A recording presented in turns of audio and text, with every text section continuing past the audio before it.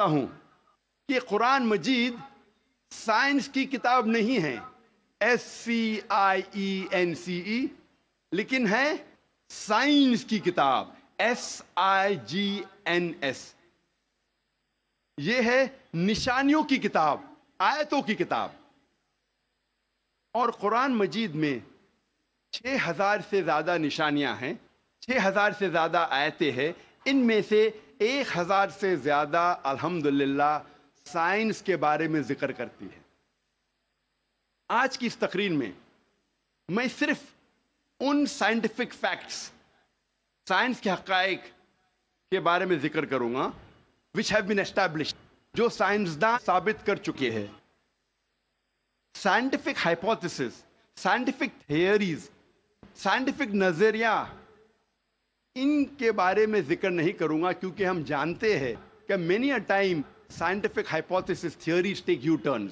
یہ سائنس کے نظریے جو ہیں کئی بار وہ اپنے نظریے سے پلٹ جاتے ہیں۔ اسی لیے اس تقریر میں صرف میں سائنٹیفک فیکٹس کے بارے میں ذکر کروں گا، سائنس کے حقائق کے بارے میں۔ سب سے پہلے ہم تذکرہ کریں گے ایسٹرونومی کے بارے میں، فلکیات کے بارے میں۔ 35 سے 40 سال پہلے کچھ سائنسداں نے تحقیق کی ایک موضوع پہ، تخلیق کائنات، مطلب کریشن آف دی یونیورس۔ اور ان سائنسداں نے کہا کہ ہماری کائنات سب سے پہلے ایک پرائمری نیبولا تھا، بنیادی گولا، ابتدائی گولا۔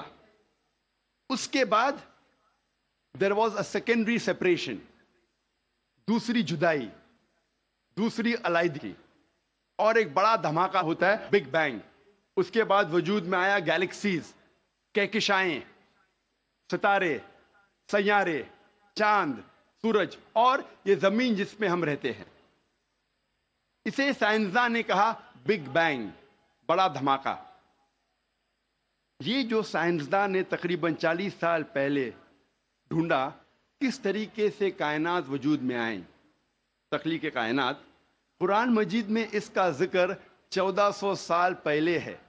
اور میں نے اس تقریر کے شروع میں ایک آیت کی تلاوت کی، سورہ انبیاء کی، سورہ نمبر 21، آیت نمبر 30، جہاں اللہ سبحانہ تعالیٰ فرماتے اولم یر الذین کفروا، کیا انکار کرنے والے یہ نہیں جانتے ان السماوات والارض کانتا رتقا ففتقناہما، کہ زمین اور آسمان ایک تھے، جڑے ہوئے تھے، اور ہم نے انہیں جدا کیا۔ یہ جو تخلیق کائنات، creation of the universe, big bang, بڑا دھماکہ، جو سائنسداں کو 40 سال پہلے پتا چلا، قرآن مجید میں اس کا ذکر ہے 1400 سال پہلے۔ قرآن مجید میں اللہ سبحانہ تعالیٰ فرماتے ہیں سورہ فصلت میں، سورہ نمبر 41، آیت نمبر 11 اور 12 میں، کہ اللہ سبحانہ و تعالیٰ نے آسمان کی طرف دیکھ کے کہا جب وہ دھواں تھا کہ آسمان اور زمین ایک ساتھ آ جاؤ، ولنگلی اور انولنگلی، اپنے مرضی سے یا اپنے مرضی کے بنا۔ اور ان نے کہا کہ ہم اپنے مرضی سے ایک ساتھ آ جاتے ہیں۔ قرآن مجید میں لکھا ہے کہ آسمان سب سے پہلے دھواں تھا، عربی لفظ ہے دخان۔ اور آج کے سائنسداں یہ کہتے ہیں کہ کائنات بننے کے پہلے یہ آسمان دھواں تھا، انگلش میں کہتے ہیں گیس۔ لیکن عربی میں دخان کے معنی ہے اسموک۔ کچھ مفسرین نے ترجمہ کیا مسٹ، دھند، جو میرے حساب سے صحیح ترجمہ نہیں، کیونکہ دھند ہوتا ہے ٹھنڈا اور دھواں ہوتا ہے گرم۔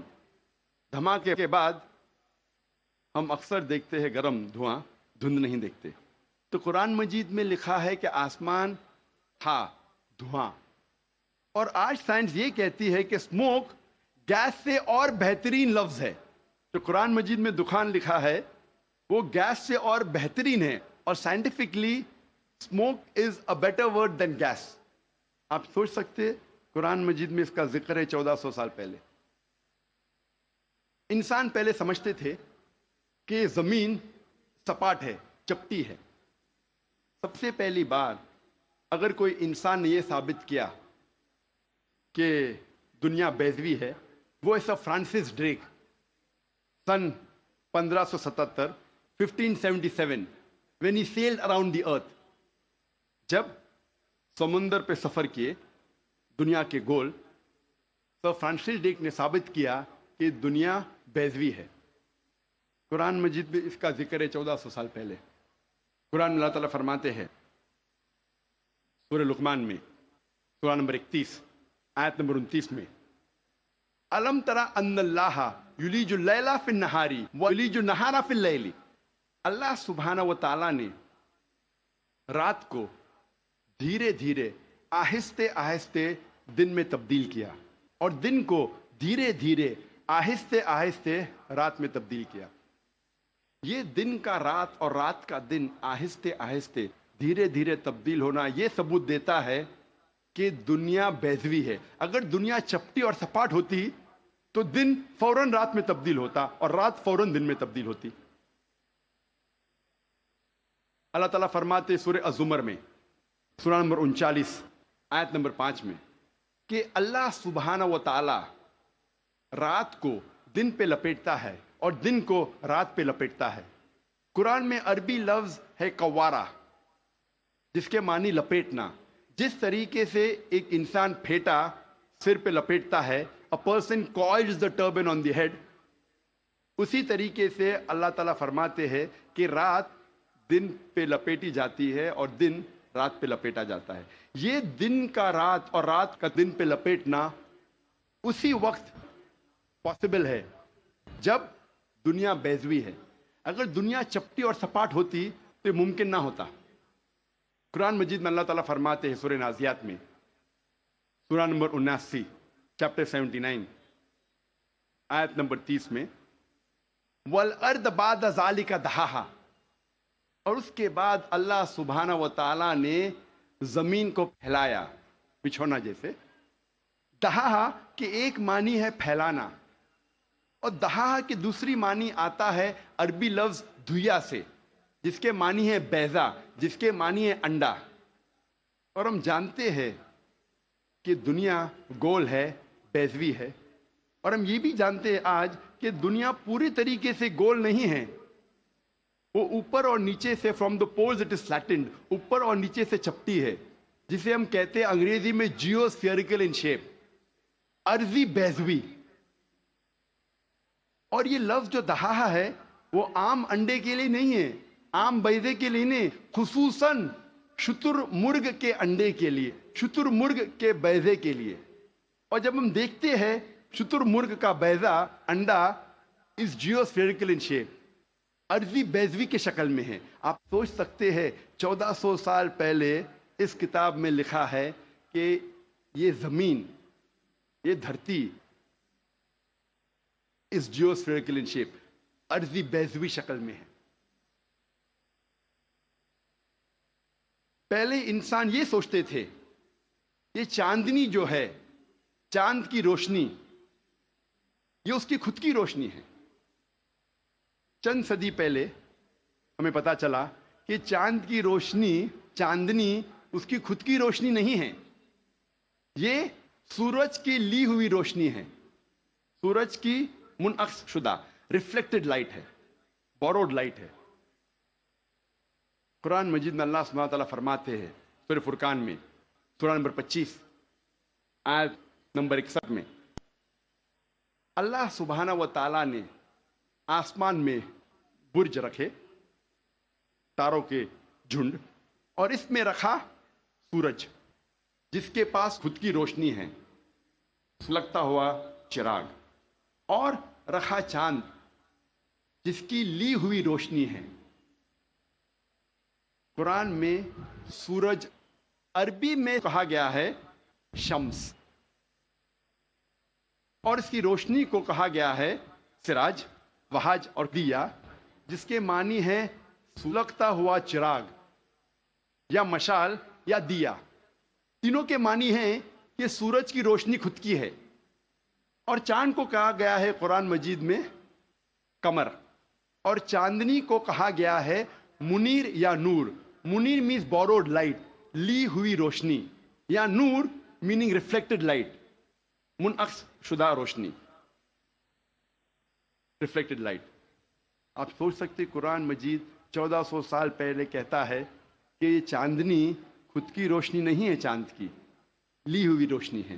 اور اس کا ذکر سورہ فرقان سورہ نمبر 25 آیت نمبر 61 کے علاوہ سورہ یونس میں سورہ نمبر 10 آیت نمبر 5 میں, اور سورہ نوح میں سورہ نمبر 71 آیت نمبر 15 اور 16 میں. پہلے سائنسداں یہ سمجھتے تھے کہ زمین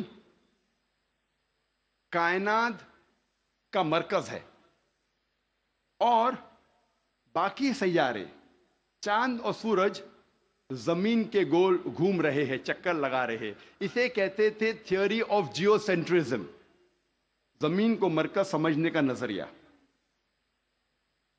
اور یہ لوگ 2 صدی سے ٹولمی کے وقت سے مانتے تھے, 16ویں صدی تک, جب تک کوپرنیکس نے کہا کہ زمین کے گول چاند اور سیارے نہیں چکر لگا رہے ہیں, لیکن سورج کے گول زمین, چاند اور باقی سیارے چکر لگا رہے ہیں, گھوم رہے ہیں.